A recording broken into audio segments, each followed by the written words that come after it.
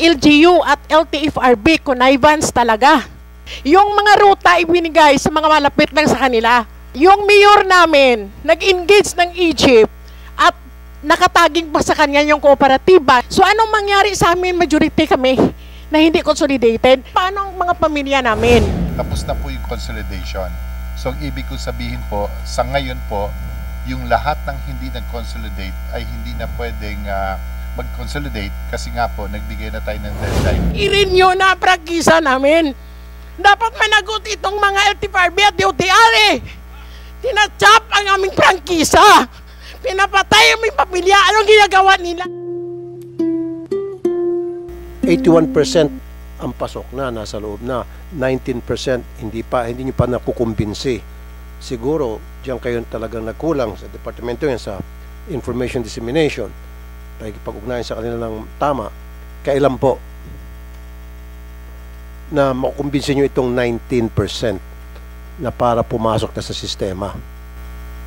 Your Honor, yung tungkol po sa consolidation, yung sinasabi niyo po 19%, tapos na po yung consolidation. So, ibig ko sabihin po, sa ngayon po, yung lahat ng hindi nag-consolidate ay hindi na pwedeng mag-consolidate kasi nga po, nagbigay na tayo ng deadline, which is April 30. So, meron yung 19% na hindi nag-consolidate, tapos na yon. Yes, tama po kayo. So, ano mangyari dito ngayon sa 19%? Diyan po papasok yung tinatawag nating social support po, no? Yung DOLE, meron po silang entrepreneur, at saka yung TESDA, yung super scholar po, at lumapit na rin po kami sa DSWD para maging pangatlo silang ahensya na tutulong dun sa, hindi lamang sa hindi nag-consolidate, pero yung mga apektado rin na sektor sa transportasyon na pwede nating tulungan po. Kaya nga, anong klaseng tulong? Unang-una po sa entrepreneur, ito po yung sila po bibigyan ng livelihood po. Gaya ng? Gaya na kunyari po, yung worth 30,000 na pondo po, like loading station, or gusto po nila pumunta sa, ang iba po, yung sa paggawa ng, sa bakery po, yung pag-aaral tungkol po sa isang negosyo. Or tumatawa po sila. Bakery, jeepney drivers, tapos ngayon bibigyan mo ng negosyo ng bakery. Hindi sila marunong mag-masa ng tinapay. Ang minamasa nila yung manibela. Sa totoo po, binigyan po natin sila ng oportunidad na maging driver. So, decision naman po nila yon. At saka, just to clarify lang po. Pero, okay. Yan po ba ay naiparating sa kanila? Nasabi sa kanila yun? Yes po, naisabi po yun sa kanila. Kaya nga, marami na po nag-a-apply sa amin regarding which to choose. Dagdag lang po, siguro kaya hindi rin naging successful yung programa na to noong the past years. Kasi nung panahon na yon, parang hindi pa po sigurado yung programa dahil sa delays. Okay. But now that the consolidation is final, ngayon na po sila talagang lumalapit dahil alam nila na tapos na po yung consolidation. Okay, sige, pagbigyan natin. Anong pangalan niyo po, ma'am? Si Kabakod? Sige. Pagbigyan natin. Kanina pa siya taas ng kamay. Ma'am, pangalan niyo po? Good afternoon, Mr. Chair. Ako si Lilian Sembrano, presidente ng Kabakod Negros Transport Coalition Bacolod sa Region 6. No? Gusto lang ako mag-comment doon sa sinasabing entrepreneur.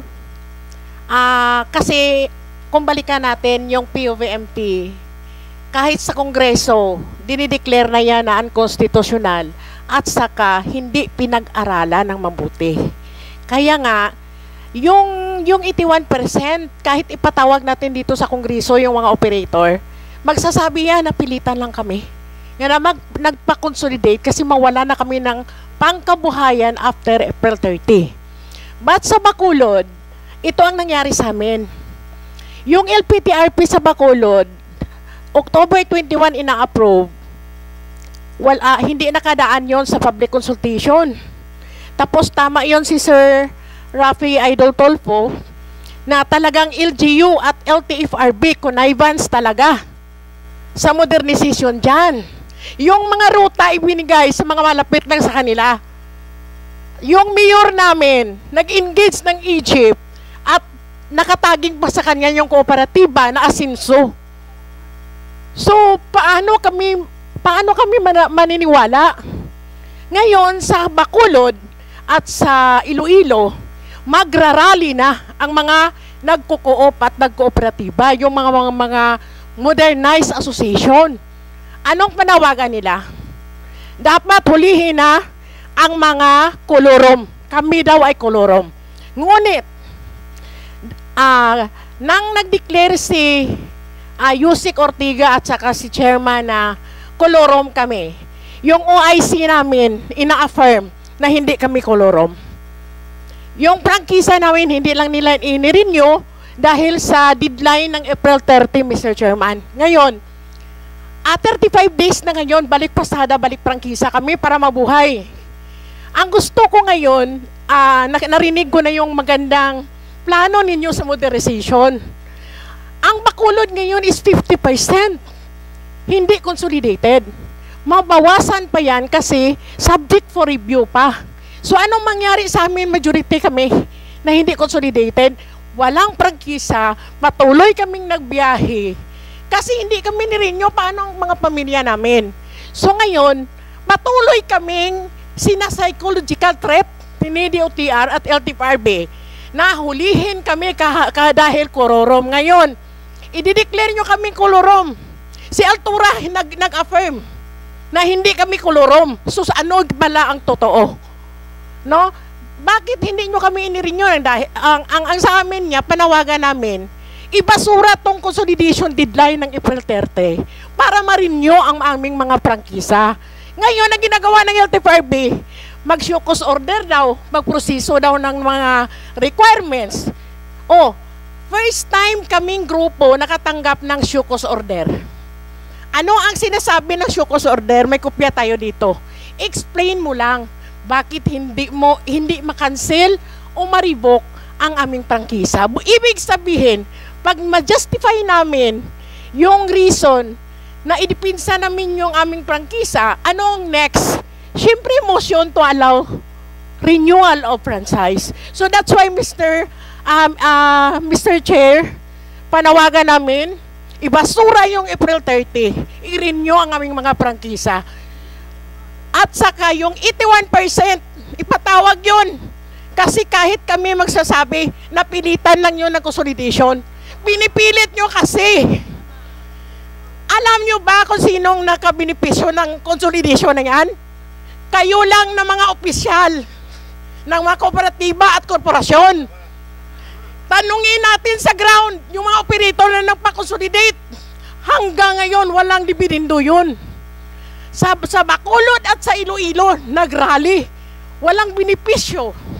Masining sabi nyo, government sa benefits? Wala. So paano kami sasabay sa modernization ninyo? So ang sa amin lang ganito, go kayo, congratulations, kung maganda sa inyo ang modernization. Pero sa amin, irespeto yung karapatan naming mabuhay, ang pamilya namin. Kaya kami humingi ngayon sa mga senador na nandito, i-renew na prangkisa namin. Dapat managot itong mga LTFRB at DOTR Tinachap ang aming prangkisa. Pinapatay ang aming pamilya. Anong ginagawa nila? Nagrarally. Kasi gusto nilang hulihin kami. Maganda ba yung modernization na may mamamatay? At saka kayo ay mamubuhay? Maganda ba yun? So anong klaseng programa ng gobyernong ito? So anong mangyayari sa Bacolod? Kasi nag-connivance, yung LGU, yung LTFRB, yung mga korporasyon at kooperatiba sa programa. Anong mangyayari sa amin? O sinubukan naming nagbiyahe? Hindi kami hinuhuli. Bakit? Kasi hindi kansilado yung prangkisa namin. Hindi kami ribok. Sige. Pagbigyan naman natin ngayon yung DOTR. Alam niyo ba itong problema sa Bacolod? Aware ba kayo? 50% daw ang naapektuhan at hindi makapagbiyahe ngayon? Thank you, Mr. Chair. Salamat po, ma'am. Yeah. Ma'am Lilian. Si Chair Guadis po magsasabi regarding sa percentage po. Idagdag ko lang pero po. alam niyo po itong problema sa Bacolod. Definitely ba't hindi niyo po ina-address? Ba't hindi niyo po inapuntahan o kinakausap sila? Unang-una po, nagpunta kami mismo ni Chair Guadis sa Bacolod po. And in Kailan fact, po? That was before the end of consolidation. In fact, after that po, tumaas po yung consolidation. Sabi niya, bababa pa nga raw, 50%. Hindi po. Sasabihin po ni Chair Guadis yung tamang numero po ng consolidation. Mr. Pwede Chair, makita yung data, yung figures niya, isabit niyo po sa amin. Hindi, kasi sinasabi nyo more than 50%, sinasabi niya 50 at bababa pa, yung iba napilitan. I tend to agree. Siyempre, kaysa naman mawalan sila ng buhay, napipilitan sila kahit na alam nila na hindi naman talaga komportable para sa sitwasyon nila. If I may, Mr. Chair. Mr. Chair, yes, nagpunta po kami sa Bacolod. That was 2 months ago.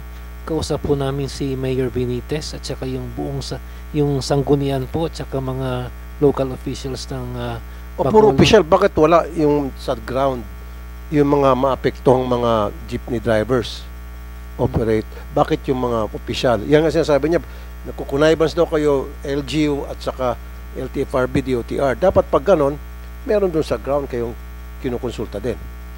Yes, Mr. Chair. Ang rason naman kaya kami nagpunta doon, una, chinek namin yung estado ng mga kooperatiba, chinek namin yung yung route rationalization nila, and then nung sinabi nilang may mga kakulangan pa po, agad po namin na tinulungan, nirevisa ho namin yung local transport plan ho nila to accommodate more participants doon sa modernization program ho. We did that, kaya po tumaas ng malaki because yung ginawa po namin together with Mayor Benitez and the Sanggunian po, in-address po namin yung concerns ng mga transport leaders doon. So, meron naman ho kaming nagawa na win-win situation po. As to the figures, Mr. Chair, please give us a little more time. Chine-check ko namin ngayon sa opisina kung ilan ho yung actual percentage sa Bacolod So City. paano sinasabi niya 50% sa kanila na wala ng trabaho at hindi na alam ang gagawin? Paano po yun? Malaki po yung 50%. Eh kung 15%, medyo okay pa sa tenga. Pero 50% masakit sa tenga. Ang apektado. Mr. Chair, may I be At nanganganib yung kanilang hanap buhay. Mr. Chair, for Region 6, Mr. Chair, Hindi, sa Bacolod po. Kasi taga Bacolod pong nagsasalita kanina. Bacolod lang po tayo. what we have, Mr. Chair, may we be given a little time. Ang nasa akin po is Region 6, which is an 83% ang consolidation rate po nila for the entire Region 6. May we be given... For the entire region. Pero yung sa Bacolod mismo, sinasabi nga po ni Ma'am Sembrano, 50% sa kanila ang apektado ngayon ang hindi pasok sa loob. At yung 50% na kabila ay napilitan lang at mababawasan pa yan, magkakaroon doon ng rally.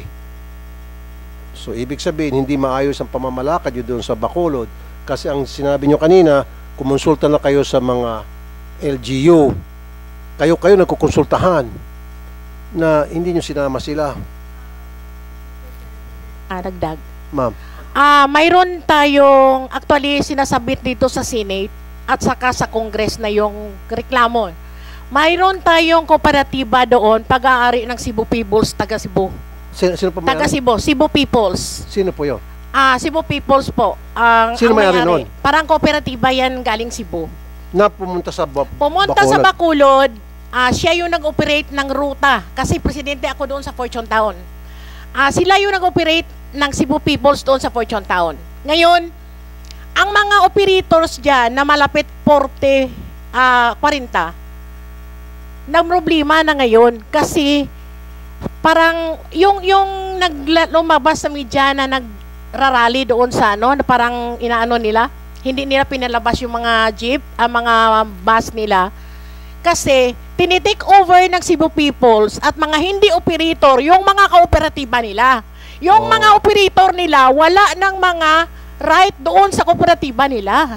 Okay, isang masakit. Oo. So, bakit niyo pinayagan itong Cebu Peoples na mag-operate sa Bohol? Dapat, kung sa Bohol, taga Bohol ang mag-operate. Mr. Chair, may I be recognized again po, that matter po na sinasabi niya has already been raised in an investigation conducted by the Committee on Transportation. Ano pong ng result House ng of investigation niyo po, sir? Representatives. Meron na pong resolution din ng House. May we be given at least 24 hours to submit to you the report. Na-take up na rin po lahat yan. Okay, And, gusto ko pong makita yun. I'm yes, really interested. yes, Mr. Chair. Within the 24 hours, nasa sa mesa ng hunin nyo yung findings. Okay, for the meantime, hindi ko po suspend ko lamang to para magkakaroon tayo ulit ng hearing in the next couple of weeks. So therefore, notices and invitations for the next meetings will be sent accordingly. There being no other matters for consideration, this hearing is suspended. Maraming salamat po.